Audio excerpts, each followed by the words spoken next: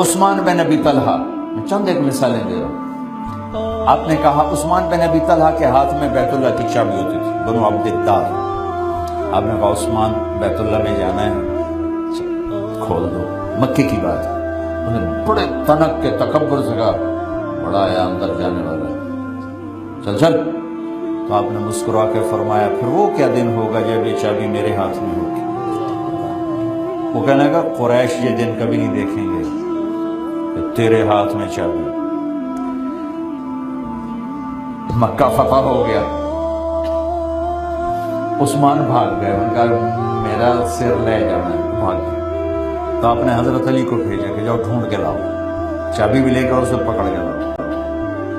تو عثمان حضرت علی رضی اللہ تعالیٰ نے جا کر ڈھونڈا، چھپے ہوئے تھے، چابی بھی ان سے چھینی اور ان کو بھی پکڑ کے کھینچ کے لائے، چابی اللہ کے نبی کو پکڑائی۔ اب عثمان کا سر اوپر نہیں اٹھ رہا، حضرت عباس پاس کھڑے ہوئے۔ چابی ہاتھ میں ہونا بہت بڑی عزت تھی، بہت بڑی عزت۔ اللہ کے نبی کے خاندان کے ذمہ دو کام تھے، حاجیوں کے لیے کھانا اور پانی۔ زمزم کا پانی بنو ہاشم پلاتے تھے، حاجیوں کو کھانا بنو ہاشم کھلاتے تھے۔ حضرت عباس نے عرض کی یا رسول اللہ چابی بھی اپنے گھر کو دے تاکہ پوری بیت اللہ کی عزت ہمارے ہاتھ میں آ جائے۔ کہنے والے چاچا ہیں اور اپنے گھر میں بہت بڑی عزت جاری، اور کوئی دنیاوی چیز نہیں ہے، ایک دینی منصب ہے لیکن ہے منصب۔ آپ نے اپنے چاچا کی انسنی کر دی۔ آپ نے کہا عثمان وہ سارے نہیں اٹھا رہے، وہ انہوں نے چیتا رہا ہے، وہ کیا دن ہوگا جب چابی میرے ہاتھ میں ہوگی۔ آپ نے کہا عثمان یوں کرو۔ عثمان انہیں ایسے شرم سے دیکھا کہ یہ کیا ہے، یہ کیا ہے؟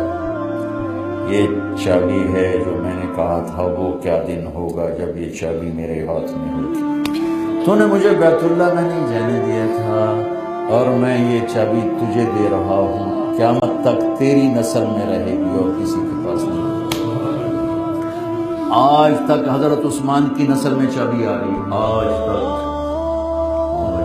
میں نے چابی کی زیارت کی ہے بیت اللہ کے اندر بھی، دو دفعہ۔ وہ جو چابی والے ہیں نا، چابی والے ان سے جو پہلے تھے وہ رائمنڈ آئے تھے، کوئی ایک ہفتہ لگایا تھا کہ 10 دن یاد نہیں ہے، کوئی تھوڑا سا اس مناسبت کی وجہ سے 2 دفعہ بیت اللہ میں انہی کی برکت سے اللہ نے جانے کا موقع دیا۔ تو آج تک ان کی نسل میں چابی چلی آ رہی۔ آپ تو کہتے ہیں پہلے سر لاؤ کہ اے میرا چاچا تو ہے چابی نہ۔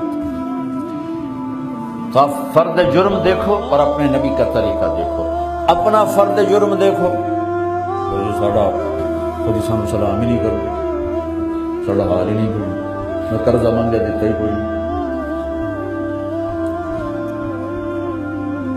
تو ہم ان چھوٹی چھوٹی باتوں پہ کیسے الجھے ہوئے ہیں؟ بیوی سے لڑائی، بچوں سے لڑائی، ماں باپ سے لڑائی، بھائیوں سے لڑائی۔ معاف کرنے کا جگر پیدا کرو، درگزر کرنے کا جگر پیدا کرو۔ اچھا مجموعی طور پر کیا کیا؟ سارا مکہ آپ کے قتل کے پیچھے پھرا، سارے مکے نے آخری حد کر دی آپ کو ختم کرنے کے لیے۔ اب وہ سارے حرم میں کھڑے ہوئے ہیں اور آپ بیت اللہ کے دروازے پر ایسے کھڑے ہوئے ہیں، ہاں بھائی کیا کروں گا تمہارے ساتھ؟ ساری انسانی تاریخ بتاتی ہے کہ جب آدمی فتح کرتا ہے تو سر اتارتا ہے۔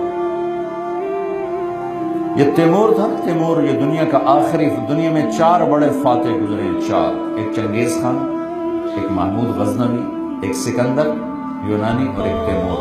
تیمور دنیا کا آخری فاتح ہے، اس کے بعد کوئی فاتح نہیں پیدا ہوا۔ حکومتوں نے فتوحات کی، انگریزوں نے بڑی فتوحات کی، لیکن فاتح ایک شخص تیمور آخری تھا۔ وہ چھوٹے بچوں کو بھی معاف نہیں کرتا تھا، ایسا قتل عام کرواتا تھا دشمنوں کا کہ معصوم بچوں کے بھی گردن اڑوا دیتا تھا۔ بادشاہوں کی نیچر فطرت۔ تو اب سارے ڈرے ہوئے ہیں کہ اب تو یہ فاتح بن کے آ گئے، اب ہمارے سر اتریں گے۔ تو سہیل بن عامر کہنے لگے آپ سخی ہیں، سخی کے بیٹے ہیں، اچھے ہی کریں۔ تو آپ نے فرمایا جاؤ میں وہ کہوں گا جو یوسف علیہ السلام نے اپنے بھائیوں سے کہا تھا کہ تم پر کوئی جرم نہیں، جاؤ موج کرو۔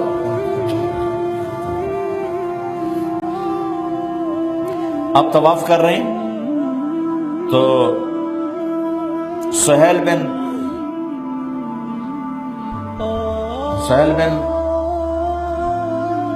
عمر کہتے ہیں نا، عطاب بن اسید کہتے ہیں،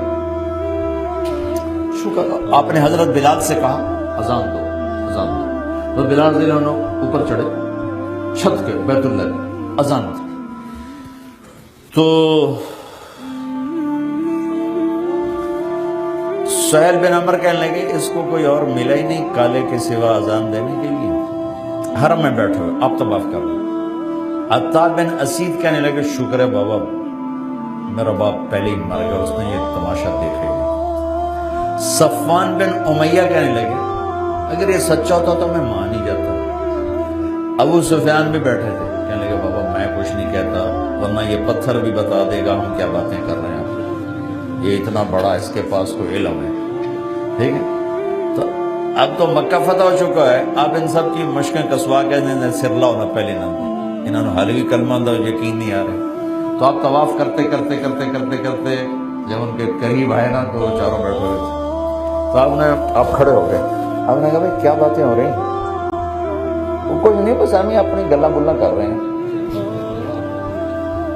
تو آپ نے کہا سہیل مجھے بلال کے علاوہ ملا ہی کوئی نہیں اذان دینے کے لیے ہیں، اور عطاب چلو شکر ہے تیرا ابا پہلے ہی مر گیا یہ دیکھنے سے، اور صفوان تجھے بھی ابھی تک یقین نہیں ہے کہ میں نبی ہوں، اور ابو سفیان تو پتھر سے بھی ڈر گیا، اگر مجھے پتھر نہیں بتاتا مجھے اللہ بتاتا ہے۔ میں نے کہا بابا ہم تیرا کلمہ پڑھنا ہے، باقی کوئی گل ہے صحیح، اب نہ جاؤ۔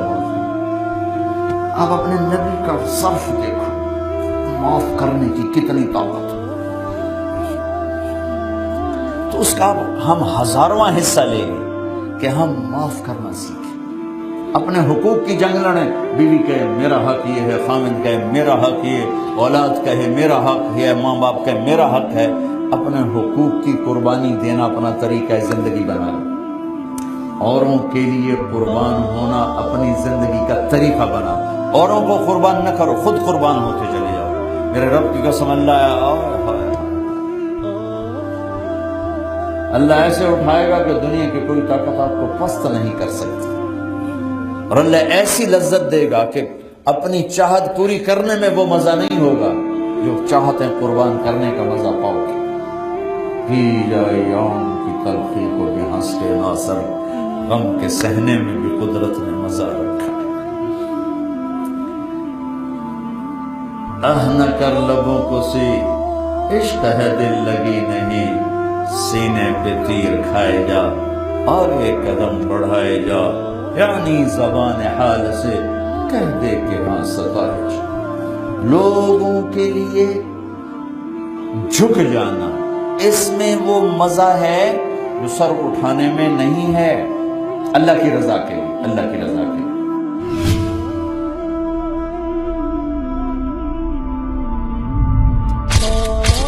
Message TV.